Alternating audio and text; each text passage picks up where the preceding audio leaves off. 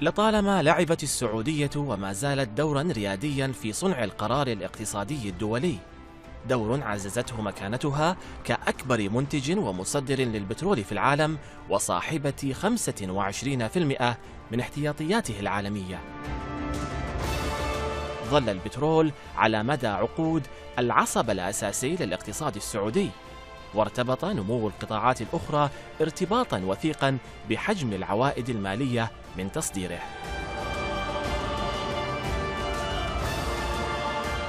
هذه العوائد تشكل نحو 45% من الناتج المحلي وما يقارب 90% من الصادرات. إلا أن الاهتزازات في أسعار البترول وتنامي أعداد السكان دفعت المملكة للتفكير جيدا في كيفية تنويع مصادر دخلها وعدم رهن نمو اقتصادها بعائداتها البترولية فقط. وعلى الأرض كانت المملكة تستهدف لسنوات تنمية قطاعات تمتلك فيها ميزة تنافسية، فكان التوجه لقطاع التعدين بحكم ما تتمتع به السعودية من ثروات في باطن الأرض وقدرتها على إنشاء صناعات متقدمة لاستغلال بعض الخامات المتوفرة في تضاريسها.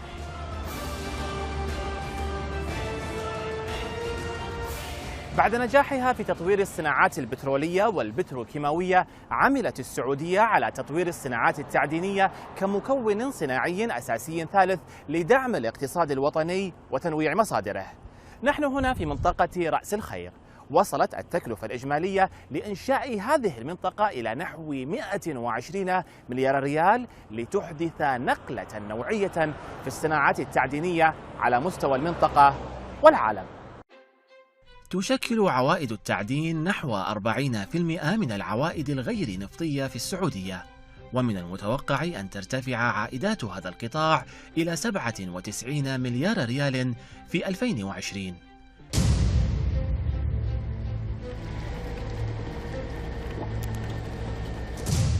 إلا أن تركيز السعودية حالياً ينصب على استغلال المعادن التي تمكنها من بناء صناعات متقدمة، ومن بينها الفوسفات الذي يستخدم في مجال الأسمدة المصنعة وتهتم بشرائه الدول الزراعية أو تلك التي تسعى لتحقيق الأمن الغذائي.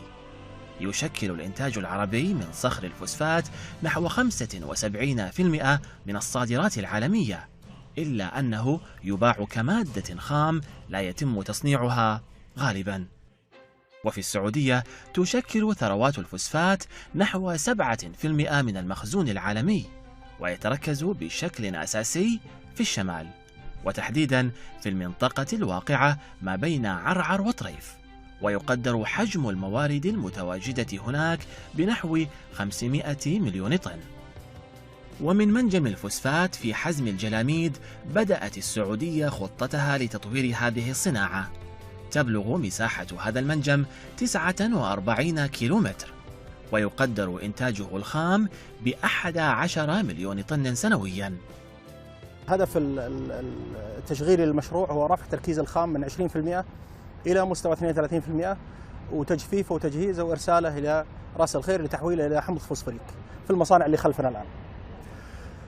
الهدف المشروع، الهدف الجميل الآخر للمشروع هو التنمية الاجتماعية والاقتصادية والمساهمة في الناتج المحلي للبلد.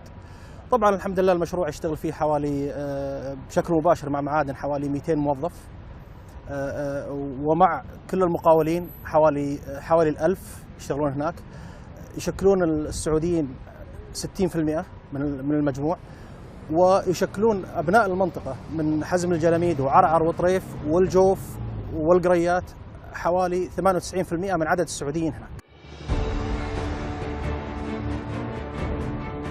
إلا أن التحدي الأكبر الذي كان يواجه تصنيع هذه المواد الخام هو نقلها إلى الساحل الشرقي، حيث البنية الصناعية والمنفذ البحري. وفي عام 2006 بدأت السعودية العمل على إنجاز شبكة خطوط حديدية لقطار التعدين. بلغت تكلفة قطار التعدين هذا 25 مليار ريال، وهو يقطع 1600 كيلومتر، وعند العمل على إنشائه أزاحت شركة سار 470 مليون متر مكعب من الرمال، وتصل طاقته الاستيعابية إلى 16 ألف طن من الفوسفات القادم من حزم الجلاميد.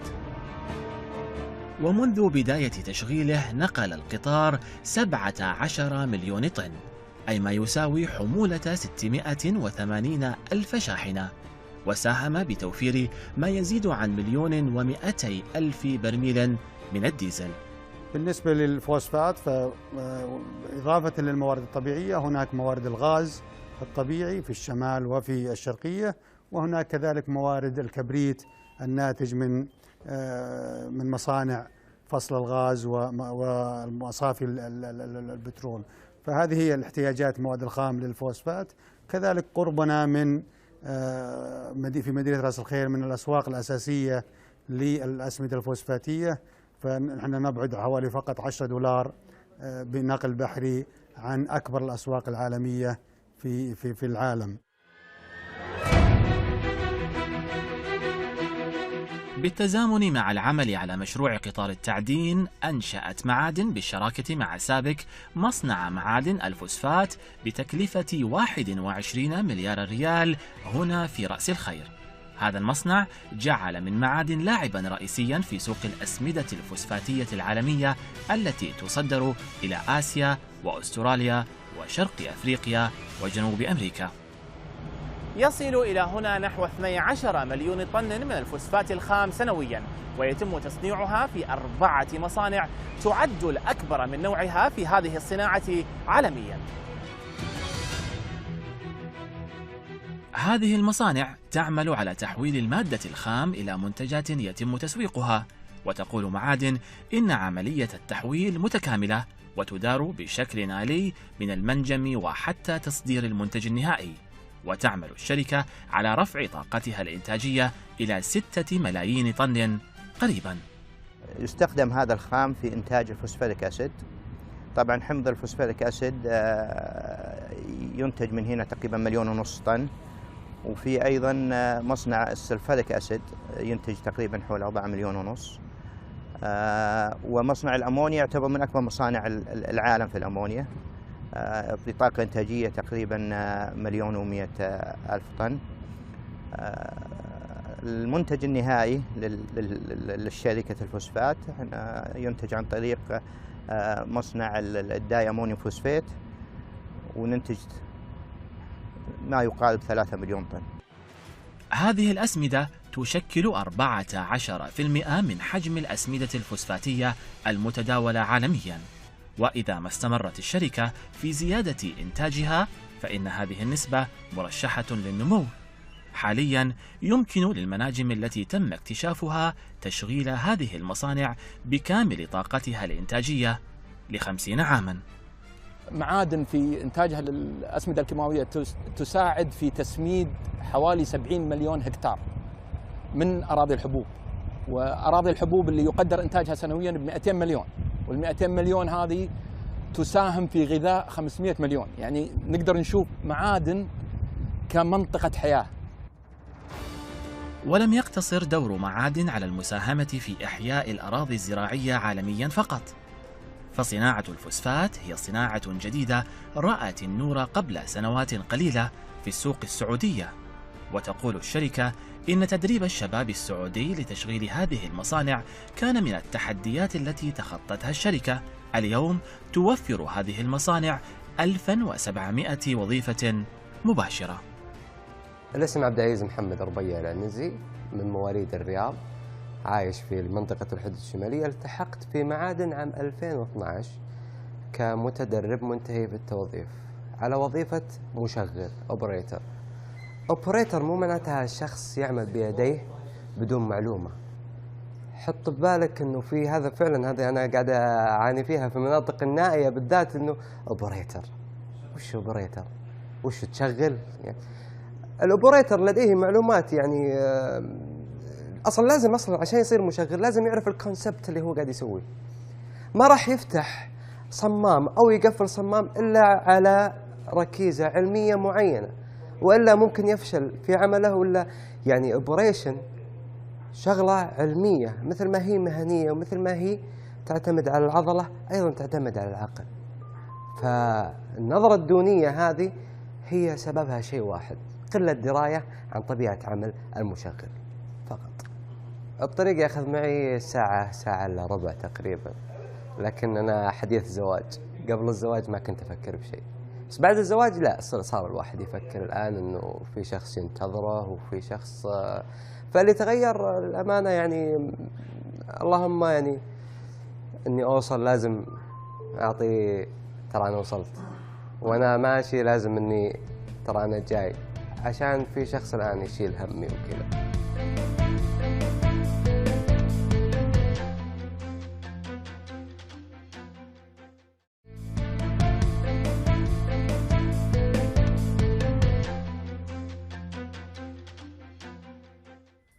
ورأس الخير التي تصلها شحنات الفوسفات بواسطة قطار التعدين من حزم الجلاميد تصلها أيضا شحنات أخرى، ولكن من منطقة البعيثة وسط السعودية.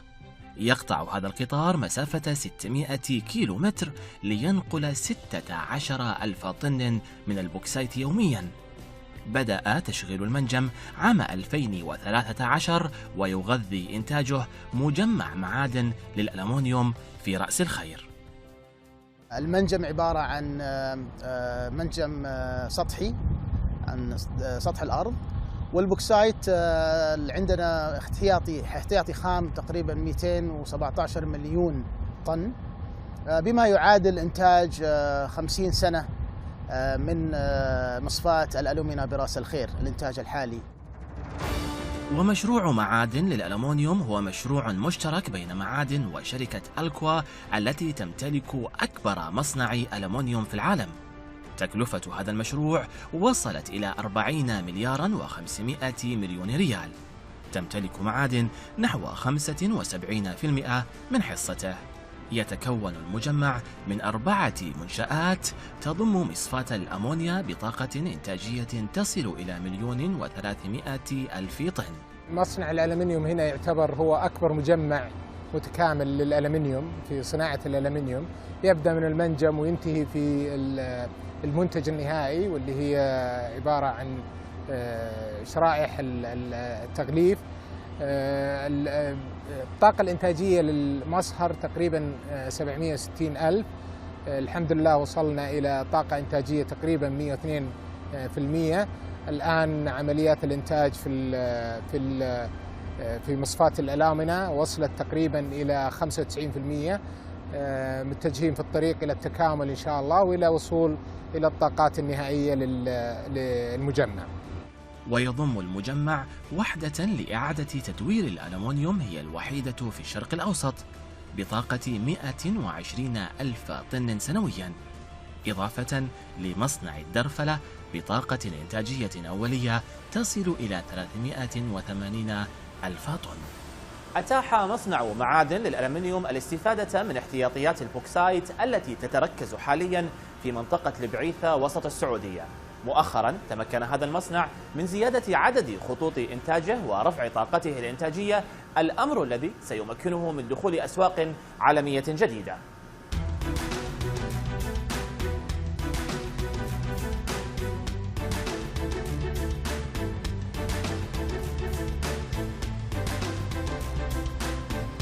مصنع الدرفلة في مجمع معادن للألمنيوم ينتج شرائح الألمنيوم التي تستخدم في صناعات عدة، من بينها علب الأغذية والمشروبات، إضافة لوسائل النقل والتشييد والبناء وصناعة السيارات أيضا. أثبتنا وجودنا في منطقة الشرق الأوسط، تقريبا غطينا تقريبا 50% من احتياجات الزبائن في المنطقة هذه. أيضا امتدينا إلى أسواق أخرى في جنوب شرق آسيا، وكما تعلمون أنه منتجات التغليف تحتاج إلى وقت علشان نصل إلى الطاقة النهائية، ونتوقع إن شاء الله أنه في 2017 2018 نمتد إلى مناطق أخرى. بالنسبة إلى منتجات صفائح السيارات، الحمد لله انهينا التقييم مع جاكور لاند روفر في UK، والآن الحمد لله بدينا التصدير إلى أوروبا من منتجات صفائح السيارات. وهذا المصنع ساهم بتوفير 3800 وظيفة مباشرة يشكل السعوديون 65% منها. علي هو أحد المهندسين العاملين هنا. الاسم علي سيد القحطاني، خريج من كلية التجميل الصناعية، مهندس كهربائي، أعمل في قسم الدرفلة الحارة. التحقت في شركة معادن الألمنيوم في بداية عام 2016. التخصص اللي أعمل به كمهندس كهربائي أو في الصيانة خاصة عملنا مهم لدرجة أن نحن نحافظ على استدامة عمل المصنع، أنه بعد حفظ الله إذا حافظنا على المعدات وعلى صيانتها الدورية وعلى كفاءتها العالية فراح تحس بالنجاح بنفسك، أنك أنت السبب الرئيسي بعد الله في إنتاج الألمنيوم. يعني أي شخص يدخل مصنع المعادن الألمنيوم لأول مرة يمكن يشوف الدهشة نفس اللي شفناه إحنا في أول الأيام. إحنا نحمد الله إحنا الآن نعمل على معدات تعتبر المعدات المتطورة أو الأحدث تطورا في العالم. يعني إحنا الآن في مصنع متطور جدا، نعمل على معدات متطورة. الشخصية حقتنا الصناعية والكاريزما الصناعية نفسها قاعدة تتطور، وقاعدين نشتغل على معدات ما تمكنا نحن نشوفها من قبل. وفي رأس الخير تم إنشاء ميناء على قناة ملاحية بطول 24 كيلومتر وبتكلفة 3 مليارات ريال ليكون البوابة البحرية لمعادن وأكثر من 80 مشروعا صناعيا من المقرر أن تقام هنا، ولتجد ملايين الأطنان من المنتجات الصناعية السعودية طريقها للعالم. المناولة الحالية تتجاوز 300 ألف طن شهريا، مما يشكل ثلث الطاقة الاستيعابية للميناء. وبعد إن شاء الله استلام أرصفة وعد الشمال والتصدير من أرصفة وعد الشمال سوف نصل إلى 50% من الطاقة الاستيعابية إن شاء الله. وهنا تم إنشاء محطة رأس الخير لتحلية المياه المالحة وتوليد الطاقة الكهربائية. هذه المحطة هي أول محطة تعمل بتقنية الإنتاج المزدوج في السعودية. يغذي إنتاج هذه المحطة من الكهرباء مشاريع التعدين في منطقة رأس الخير، فيما يتم توزيع بقية الإنتاج لتغذية الشبكة الوطنية للطاقة الكهربائية في السعودية. تم تشغيل هذه المحطة في 2016 وهي تولد 2400 ميجاوات من الكهرباء، كما تقوم بتحلية 1,025,000 متر مكعب من المياه. تغذي رأس الخير ومنطقة الحدود الشمالية إضافة إلى بعض المحافظات المحيطة بالعاصمة الرياض. التكلفة التقديرية لمجمع محطات رأس الخير تفوق 25 مليار ريال سعودي، تم تمويله بالكامل من حكومة المملكة العربية السعودية. بالمرحلة الحالية هي المرحلة الأولى لإنتاج 1,025,000 متر مكعب، وكذلك 2,400 ميجاوات كطاقة تصديرية. حسب الاحتياج راح تتم يعني توسعة المرحلة الثانية والمرحلة الثالثة. ومن رأس الخير المعطيات هنا تنبئ بإيجابية النتائج وتوحي بأن الاقتصاد السعودي مقبل حقا على خطوات لتنويع مصادره. مدينة رأس الخير اللي الآن حنا فيها تساهم بحوالي 35 مليار ريال سعودي للاقتصاد الوطني، وهي لم نبدأ فيها إلا قبل 4 سنوات أو 5 سنوات.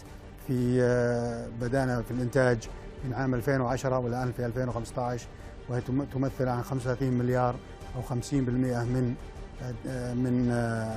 من مساهمة قطاع التعدين في الإنتاج المحلي. وهناك طبعا مدينة وعد الشمال التي الآن تحت الإنشاء، وإن شاء الله في العام القادم يبدأ الإنتاج منها، وستساهم بما يزيد على 15 مليار ريال سعودي في الاقتصاد الوطني. رأس الخير كانت على موعد مع الوطن في 29 من نوفمبر عام 2016 لتدشينها.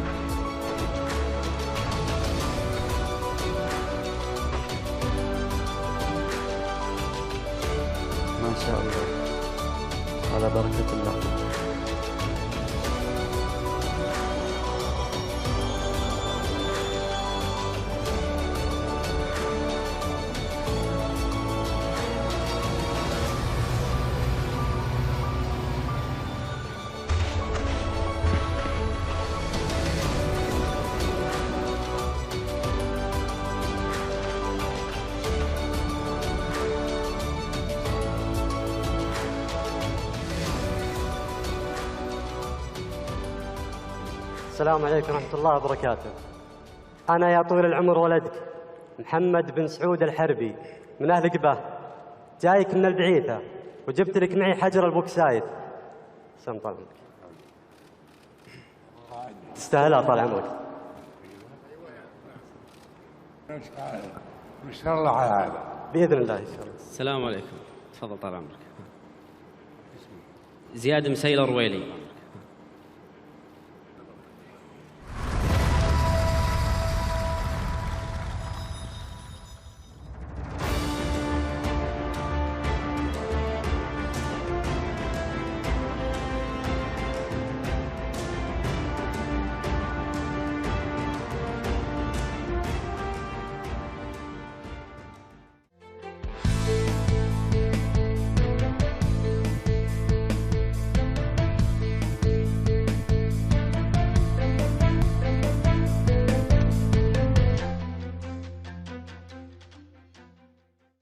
بدأ تشغيل المنجم عام 2013 ويغذي إنتاجه مجمع معادن للألمنيوم في رأس الخير.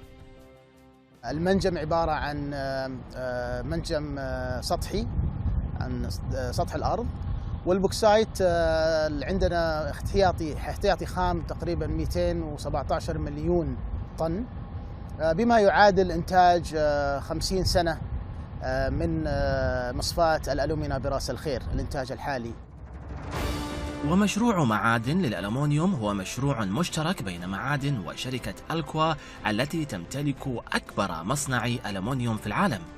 تكلفة هذا المشروع وصلت إلى 40 مليار و500 مليون ريال. تمتلك معادن نحو 75% من حصته.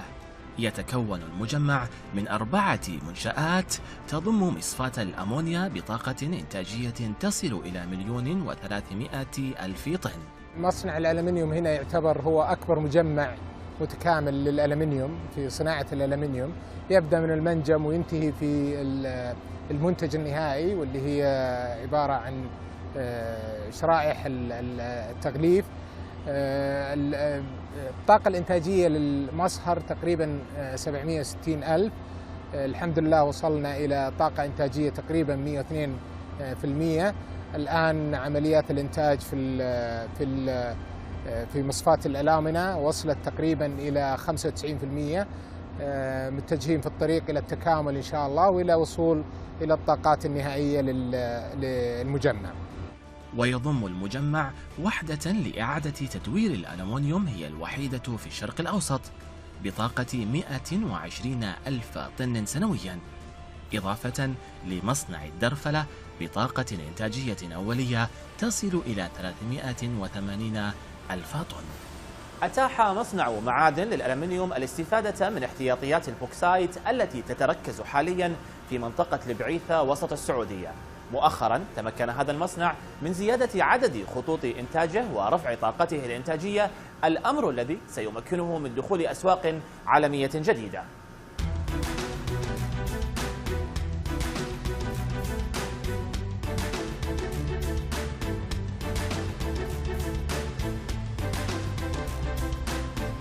مصنع الدرفلة في مجمع معادن للألمنيوم ينتج شرائح الألمنيوم التي تستخدم في صناعات عدة، من بينها علب الأغذية والمشروبات، إضافة لوسائل النقل والتشييد والبناء وصناعة السيارات أيضا. أثبتنا وجودنا في منطقة الشرق الأوسط، تقريبا غطينا تقريبا 50% من احتياجات الزبائن في المنطقة هذه. أيضا امتدينا إلى أسواق أخرى في جنوب شرق آسيا، وكما تعلمون أنه منتجات التغليف تحتاج إلى وقت علشان نصل إلى الطاقة النهائية، ونتوقع إن شاء الله أنه في 2017 2018 نمتد إلى مناطق أخرى. بالنسبة إلى منتجات صفائح السيارات، الحمد لله انهينا التقييم مع جاكور لاند روفر في يو كي، والآن الحمد لله بدينا التصدير إلى أوروبا من منتجات صفائح السيارات. وهذا المصنع ساهم بتوفير 3,800 وظيفة مباشرة يشكل السعوديون 65% منها. علي هو أحد تقريبا 1.5 مليون طن. وفي أيضا مصنع السلفريك أسيد ينتج تقريبا حول 4.5 مليون. ومصنع الأمونيا يعتبر من أكبر مصانع العالم في الأمونيا بطاقة إنتاجية تقريبا 1,100,000 طن. المنتج النهائي للشركة الفوسفات ينتج عن طريق مصنع الداي أمونيوم فوسفات، وننتج ما يقارب 3 مليون طن. هذه الأسمدة تشكل 14% من حجم الأسمدة الفوسفاتية المتداولة عالمياً، وإذا ما استمرت الشركة في زيادة إنتاجها فإن هذه النسبة مرشحة للنمو. حالياً يمكن للمناجم التي تم اكتشافها تشغيل هذه المصانع بكامل طاقتها الإنتاجية ل50 عاماً. معادن في إنتاجها للأسمدة الكيماوية تساعد في تسميد حوالي 70 مليون هكتار من أراضي الحبوب، وأراضي الحبوب اللي يقدر إنتاجها سنوياً ب200 مليون، وال200 مليون هذه تساهم في غذاء 500 مليون. يعني نقدر نشوف معادن كمنطقة حياة. ولم يقتصر دور معادن على المساهمة في إحياء الأراضي الزراعية عالمياً فقط، فصناعة الفوسفات هي صناعة جديدة رأت النور قبل سنوات قليلة في السوق السعودية. وتقول الشركة إن تدريب الشباب السعودي لتشغيل هذه المصانع كان من التحديات التي تخطتها الشركة. اليوم توفر هذه المصانع 1700 وظيفة مباشرة. الاسم عبد العزيز محمد ربيع العنزي، من مواليد الرياض، عايش في منطقة الحدود الشمالية. التحقت في معادن عام 2012 كمتدرب منتهي في التوظيف على وظيفة مشغل اوبريتر. اوبريتر مو معناتها شخص يعمل بيديه بدون معلومة. حط ببالك انه في هذا فعلا، هذا انا قاعد اعاني فيها في المناطق النائية بالذات، انه اوبريتر وش اوبريتر؟ وش تشغل؟ يعني الاوبريتر لديه معلومات، يعني اصلا لازم عشان يصير مشغل لازم يعرف الكونسبت اللي هو قاعد يسويه. ما راح يفتح صمام او يقفل صمام الا على ركيزة علمية معينة، والا ممكن يفشل في عمله. ولا يعني اوبريشن شغلة علمية، مثل ما هي مهنية ومثل ما هي تعتمد على العضلة أيضا تعتمد على العقل. فالنظرة الدونية هذه هي سببها شيء واحد، قلة دراية عن طبيعة عمل المشغل فقط. الطريق يأخذ معي ساعة إلا ربع تقريبا، لكن أنا حديث زواج. قبل الزواج ما كنت أفكر بشيء، بس بعد الزواج لا، صار الواحد يفكر الآن إنه في شخص ينتظره وفي شخص. فاللي تغير الأمانة يعني اللهم يعني إني أوصل، لازم أعطي ترى أنا وصلت، وأنا ماشي لازم إني ترى أنا جاي، عشان في شخص الآن يشيل همي وكذا.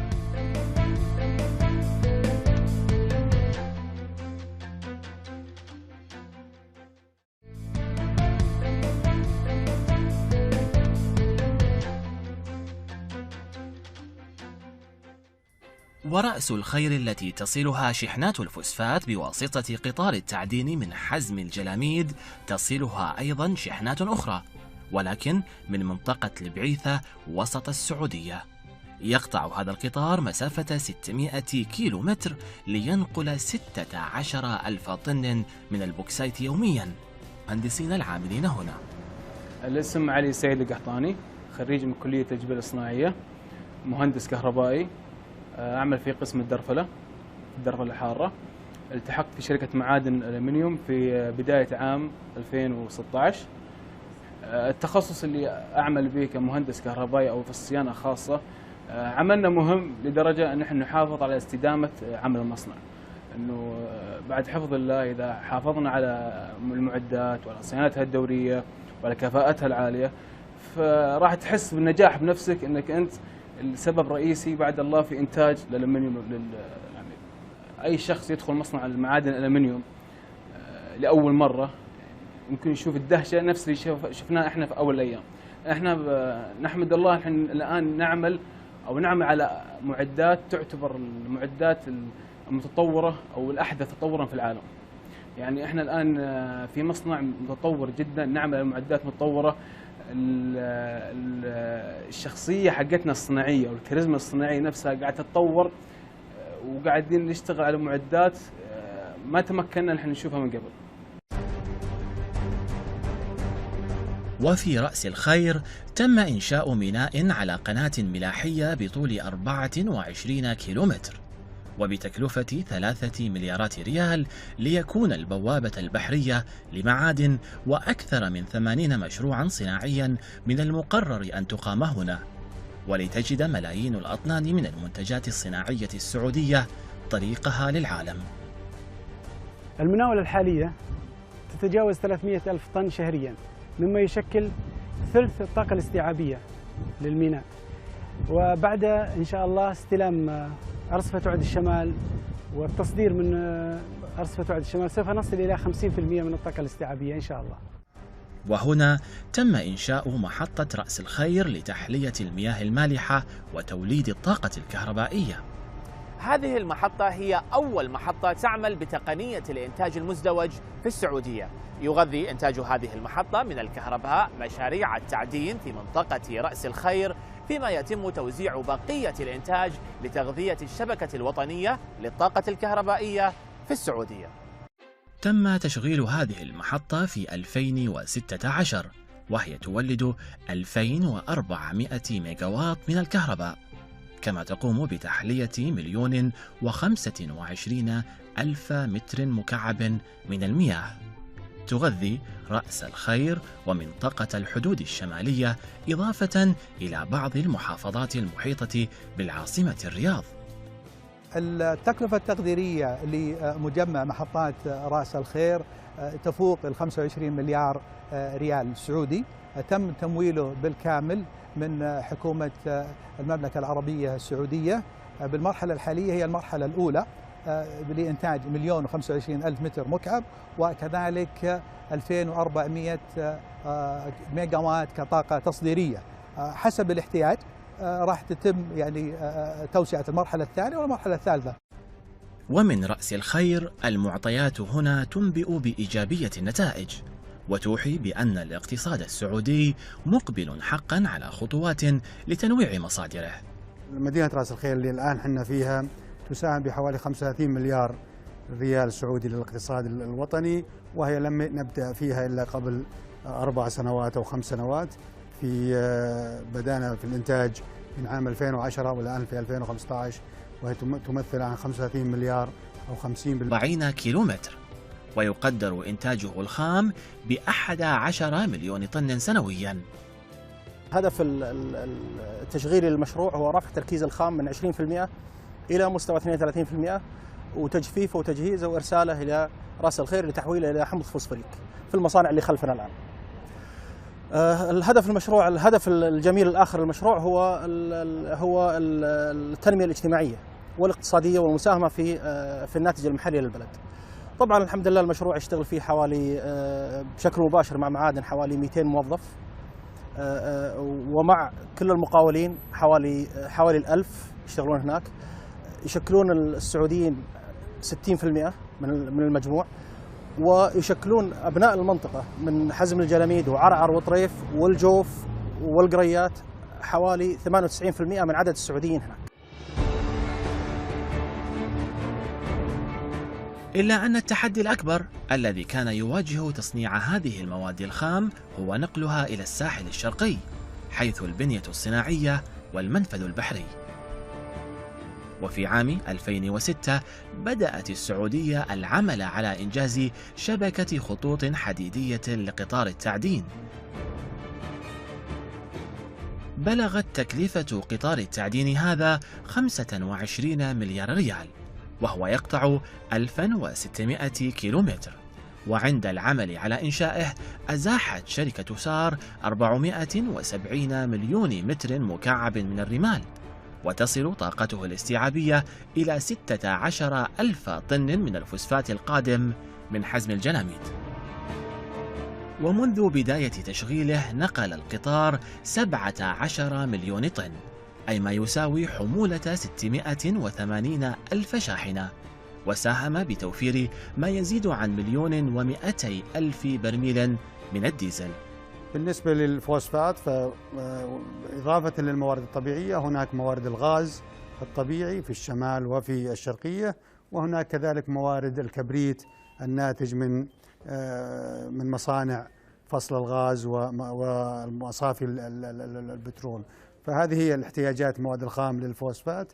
كذلك قربنا في مدينة رأس الخير من الأسواق الأساسية للأسمدة الفوسفاتية، فنحن نبعد حوالي فقط $10 بنقل بحري عن أكبر الأسواق العالمية في العالم. بالتزامن مع العمل على مشروع قطار التعدين، أنشأت معادن بالشراكة مع سابك مصنع معادن الفوسفات بتكلفة 21 مليار ريال هنا في رأس الخير. هذا المصنع جعل من معادن لاعبا رئيسيا في سوق الأسمدة الفوسفاتية العالمية التي تصدر إلى آسيا وأستراليا وشرق أفريقيا وجنوب أمريكا. يصل إلى هنا نحو 12 مليون طن من الفوسفات الخام سنويا، ويتم تصنيعها في 4 مصانع تعد الأكبر من نوعها في هذه الصناعة عالميا. هذه المصانع تعمل على تحويل المادة الخام إلى منتجات يتم تسويقها، وتقول معادن إن عملية التحويل متكاملة وتدار بشكل آلي من المنجم وحتى تصدير المنتج النهائي. وتعمل الشركة على رفع طاقتها الإنتاجية إلى 6 ملايين طن قريبا. يستخدم هذا الخام في إنتاج الفوسفوريك أسيد. طبعا حمض الفوسفوريك أسيد ينتج من هنا.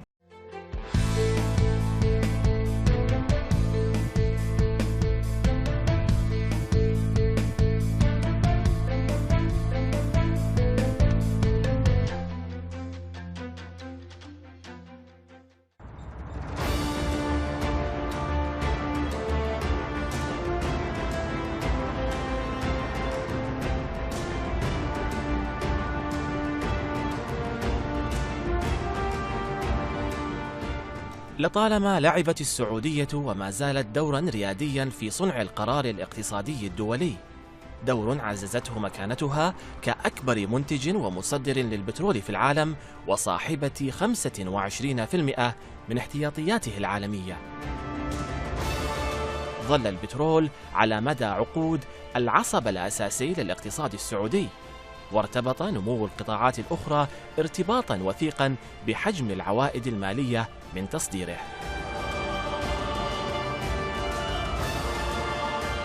هذه العوائد تشكل نحو 45% من الناتج المحلي وما يقارب 90% من الصادرات. إلا أن الاهتزازات في أسعار البترول وتنامي أعداد السكان دفعت المملكة للتفكير جيدا في كيفية تنويع مصادر دخلها وعدم رهن نمو اقتصادها بعائداتها البترولية فقط. وعلى الأرض كانت المملكة تستهدف لسنوات تنمية قطاعات تمتلك فيها ميزة تنافسية، فكان التوجه لقطاع التعدين بحكم ما تتمتع به السعودية من ثروات في باطن الأرض وقدرتها على إنشاء صناعات متقدمة لاستغلال بعض الخامات المتوفرة في تضاريسها.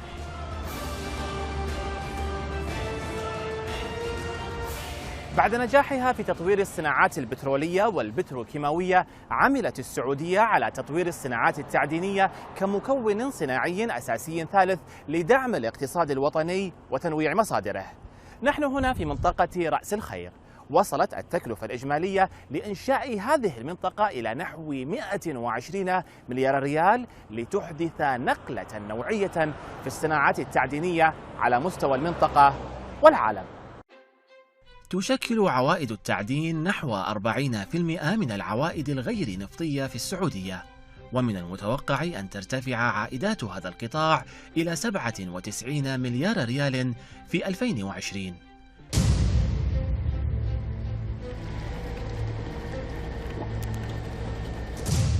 إلا أن تركيز السعودية حاليا ينصب على استغلال المعادن التي تمكنها من بناء صناعات متقدمة، ومن بينها الفوسفات الذي يستخدم في مجال الأسمدة المصنعة، وتهتم بشرائه الدول الزراعية أو تلك التي تسعى لتحقيق الأمن الغذائي. يشكل الإنتاج العربي من صخر الفوسفات نحو 75% من الصادرات العالمية، إلا أنه يباع كمادة خام لا يتم تصنيعها غالباً.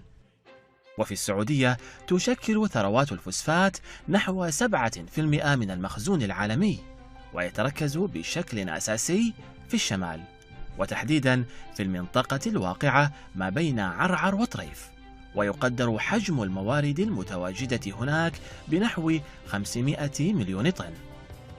ومن منجم الفوسفات في حزم الجلاميد بدأت السعودية خطتها لتطوير هذه الصناعة. تبلغ مساحة هذا المنجم 49